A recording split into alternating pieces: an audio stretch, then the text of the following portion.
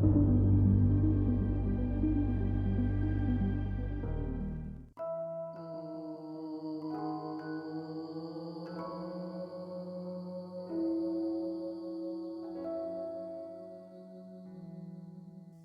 भक्तों, आपका हार्दिक स्वागत। जय श्री गुरुवे नमः।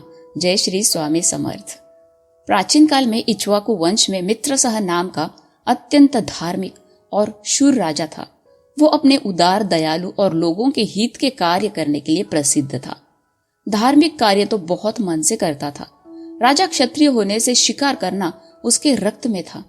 अपने राज दरबार के काम निपटा कर जो समय मिलता था, उस समय वो जंगल में जाकर जंगली जानवरों की शिकार करता था। एक दिन राजा शिकार करने गया। उस दरम्यान उसे एक भयानक राक्षस दिखा। राजा ने उसे बाण मारते ही राक्षस जमीन पर गिर गया। उस समय राक्षस का भाई भी उसके साथ ही था। मरते समय उसने अपने भाई से वचन लिया कि मेरी कोई गलती नहीं थी, तब भी राजा ने मुझे अकारण बाण मारकर मृत्यु दी। इसका तू बदला ले, राजा को बहुत परेशान कर। अपने भाई ने वचन स्वीकारते ही इस राक्षस ने अपने प्राण त्यागे। अब इस राक्षस के मन में अपने मरे हुए भाई की प्रतिशोध की ज्वाला भड़क रही थी। उसने मानवीय रूप धारण कर लिया। फिर राजा से बदला लेने के लिए उसके पास नौकरी मांगने चला गया। राजा ने उसे भोजन बनाने का काम दिया। अब वो नौकर बनकर सबके साथ मीठा बोलकर राजा की जानकारी हासिल करने लगा। राजा के महल में उसके पिता का श्राद्ध था। उस दिन उसने ब्राह्मणों को दक्षिणा देकर उन्हें संतुष्ट करने का संकल्प किया। श्राद्ध के लिए वशिष्ठ और गौतम ऋषि ऐसे महान ऋषियों को भोजन के लिए आमंत्रित किया। उस समय वो राक्षस वही नौकर बनकर मौजूद था। सब भोजन का प्रबंध उसने ही किया था। ये उस राक्षस के लिए अच्छी संधि थी अपने भाई का बदला इस राजा से लेने के लिए। इसलिए उसने इस दिन मांसाहार बनाया। श्राद्ध के दिन दोपहर में ब्राह्मण पूजा और धार्मिक पूजा विधि की गई। राक्षस के भाई ने जानबूझकर ऋषि वशिष्ठ के थाली में मांस के टुकड़े परोसे। मांसाहार देखकर वशिष्ठ ऋषि अत्यंत क्रोधित हुए और उन्होंने राजा को श्राप दिया कि अब तू ब्रह्म राक्षस होगा और 12 साल के बाद तू इस श्राप से मुक्त होगा। राजा को अत्यंत आश्चर्य हुआ, क्योंकि उसे मांसाहार की बात ही पता नहीं थी। फिर किस बात पर ऋषि ने श्राप दिया? मैं निरपराध होकर भी श्रापित कैसे हो गया? ये सोचकर राजा को भी क्रोध आया। उसने भी क्रोध से अपने हाथ में पानी लेकर वशिष्ठ ऋषि को श्राप देने ही वाला था। तब राजा की पत्नी ने उसे ऐसा अनर्थ करने से मना किया। राजा के पास और कोई उपाय नहीं था, इसलिए मंत्रित किया हुआ हाथ का पानी जमीन पर गिरा दिया। पर वो पानी उसके पैर पर पड़कर वो तत्क्षण ब्रह्म राक्षस हुआ। यही ब्रह्म राक्षस कल्मषपात के नाम से जानने लगा।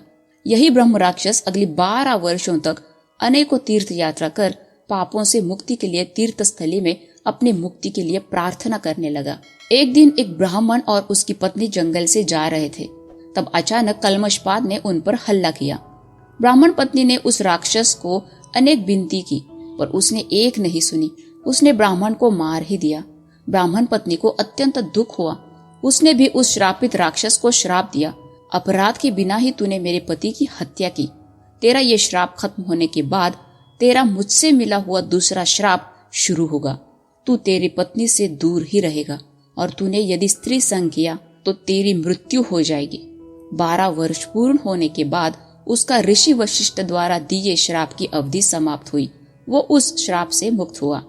वो पहले जैसे राजा था वैसे ही दिखने लगा, परंतु उसे ब्राह्मण पत्नी द्वारा दिए गए श्राप का स्मरण हुआ। उसने संपूर्ण वृत्तांत अपनी पत्नी को बताया। वो दुखी हुई। उसकी पत्नी ने ये बात गौतम ऋषि को बताई।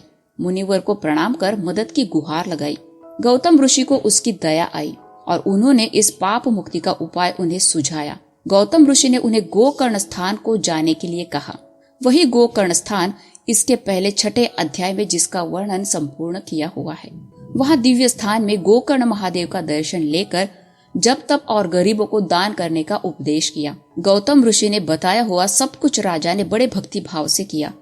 इस उपाय से राजा के पिछले सभी पापों से मुक्ति हुई। गोकर्ण क्षेत्र से वो फिर अपने घर लौट आया। उन्हें एक पुत्र रत्न की प्राप्ति हुई। अपने सभी कामकाज वो फिर से संभालने लगा। राजा का संसार अच्छा चल रहा था।